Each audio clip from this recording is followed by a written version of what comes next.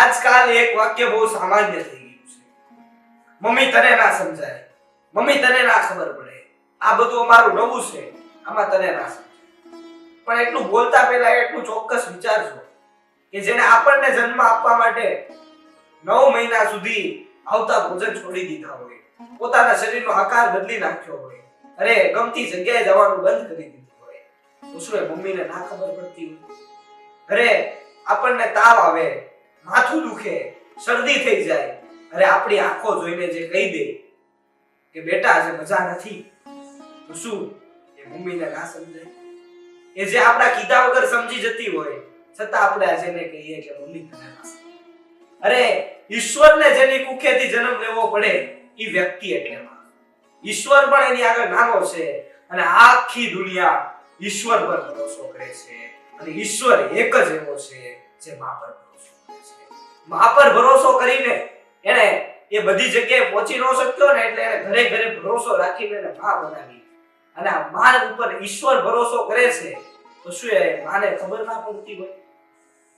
ઈશ્વર જો ભરોસો કરતો હોય તો શું એ માને ના ખબર પડતી હોય? અરે દરેક વ્યક્તિને વેકેશન આવે, દરેક વ્યક્તિને રજાઓ આવે, પણ એ માને ક્યારેય રજા નથી આવતી. અને માં જેટલું કોમ્પ્રોમાઇઝ કરે છે, જે કોમ્પ્રોમાઇઝ ને સંખ્યામાં લખવા બેસે ને તો કેલ્ક્યુલેટરનો દરેક આંકડો નાનો પડે.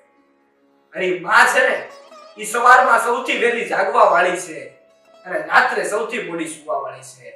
એને ક્યારે એવું વિચાર્યું નથી કે હું રાત્રે વહેલી સૂઈ જાઉં અને સવારે મોડી ઉઠીશ. આઈની જાણે છે મારી આ નાનકડી એવી જો હું ભૂલ કરીશ, રાત્રે વહેલી સૂઈ જઈશ અને સવારે મોડી ઉઠીશ તો મારા સંતાનોનો અને મારા પરિવારના એક એક સભ્યોનું સંતુલન ખોરવાયું છે.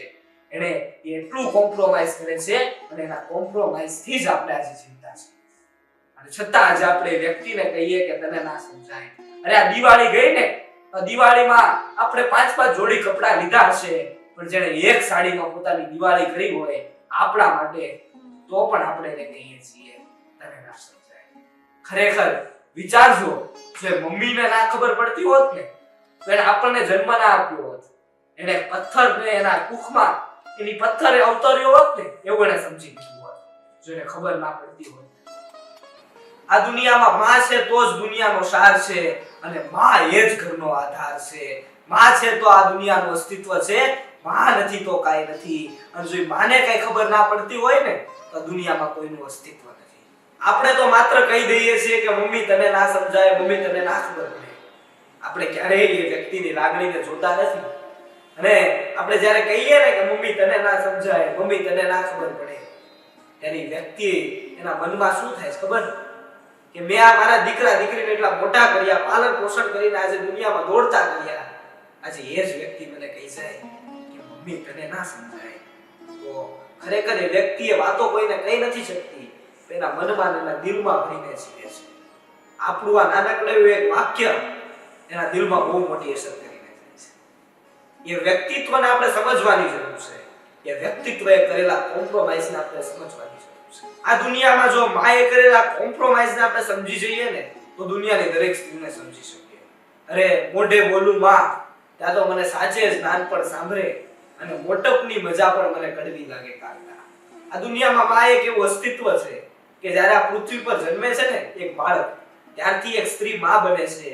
અને જ્યારથી એક સ્ત્રી માં બને છે ને ત્યારથી એના જીવનમાં ક્યારેય વેકેશન કે રજા નામનો શબ્દ આવતો નથી જાય છે. અને એટલું કોમ્પ્રોમાઇઝ કરતા હોવા છતાં આપણે કેટલું બોલાઈ જાય છે કે મમ્મી તને ના સમજાય.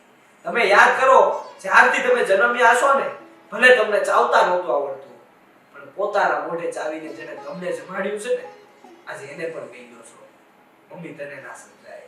જો એને સમજાતું ના હોત તો એને એના મોઢે ચાવીને તમને જમાડ્યું ના હોત, એના મોઢે ચાવીને તમને ખવડાવ્યું ના હોત. આ કોમ્પ્રોમાઇઝ શબ્દને જો માં સાથે જોડો અને માને સમજો તો આખી દુનિયાને સમજી ગયા કે સાર્થક